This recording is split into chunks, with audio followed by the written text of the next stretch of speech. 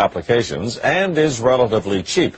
But as CTV's medical specialist Avis Favreau explains, redeveloping the drug may not fit into the business plans of the big pharmaceutical companies. Dr. Evangelos Mikalakis has given cancer researchers a brand new lead with an old drug, a cheap, inexpensive powder that costs just pennies a dose. You typically get this eureka kind of feeling, and it's actually the most exciting thing scientists can get.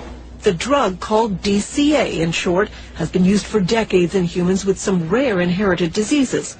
When he added it to the water of mice and rats given human cancers, the results surprised him. And has this big tumor growing in his back. So you can see that even after 3 weeks there is a significant or 70% decrease in tumor size. It shrunk brain, breast, and lung tumors in the animals in a matter of weeks, and the drug had no side effects, confirmed by tests of DCA in humans for other diseases. This kind of results, to my mind, are as good as it gets. And it seems to work by reviving the energy-producing components of human cells, allowing the cells to work normally again, triggering cancerous cells to commit suicide. Scientists agree that DCA now needs to be tested quickly in human cancer patients. This is exactly what we want, a drug that has activity, but has also minimal side effects for patients. But there's a problem. DCA isn't owned by any pharmaceutical company. There's no patent on it. So on one hand, it could become a very inexpensive new treatment for cancer.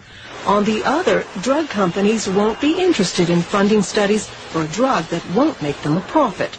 This is a difficult question because typically, there are market considerations.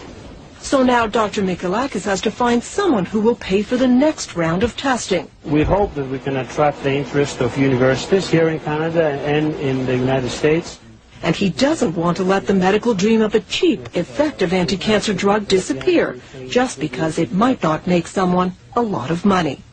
It costs, some say, about $100 million to get a new drug through all the phases of testing onto the market. So it will be interesting to see if this old drug actually gets a new chance at becoming an anti-cancer medication. Lloyd? Well, Avis, your report tells us that this drug has great promise. So why aren't companies and institutions lining up to get behind it? Well, first of all, Lloyd, this is the initial report.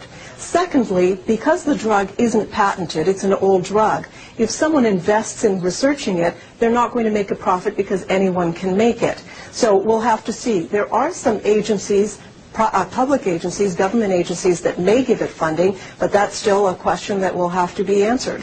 But unless big pharmaceutical companies are behind these things, they may go nowhere. Is that it? Well, actually, Lloyd, I've had 2 other stories where drugs have shown great promise in the preclinical phase, and because they were orphan drugs and no one picked up, nobody could get the patent on it, they've gone nowhere. So I will be keeping an eye on this one. Thank you very much, Avis.